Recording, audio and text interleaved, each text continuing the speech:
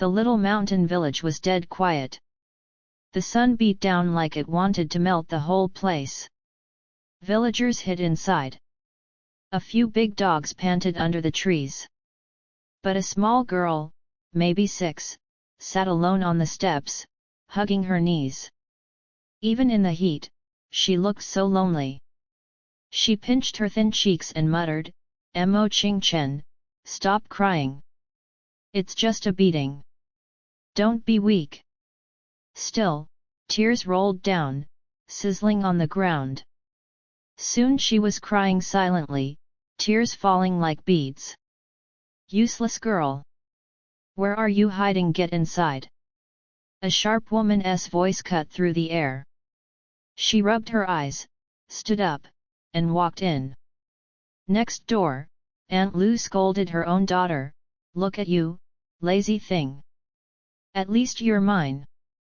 Now look at that poor Lu girl, 6 years old, working non-stop, starving, and still beaten every day. Pitiful."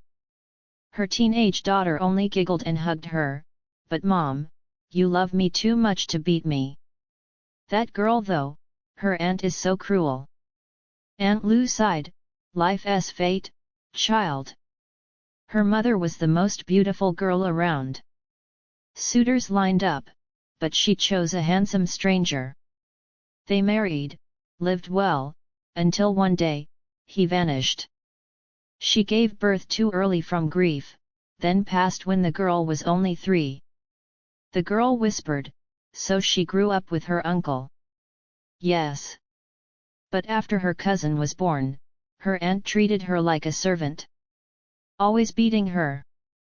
Meanwhile, Mo Ching Chen walked into the house, only to hear, "Crying again? Think anyone cares? Forget it.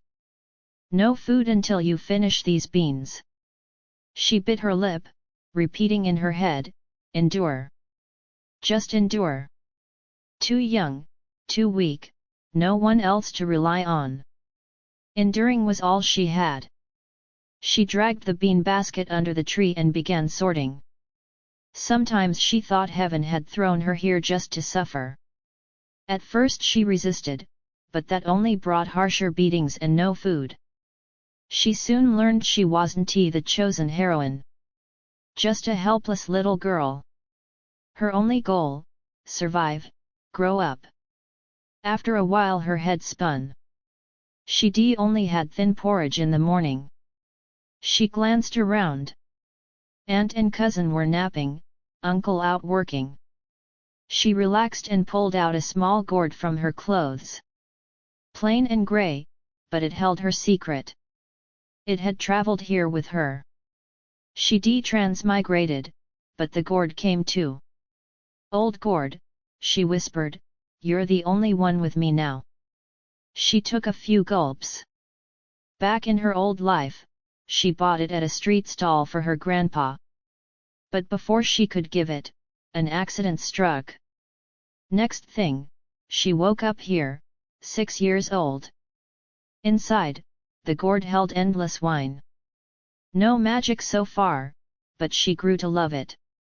At least it kept her from starving. "Hey, you there!" A clear, girlish voice called, snapping her out of her thoughts.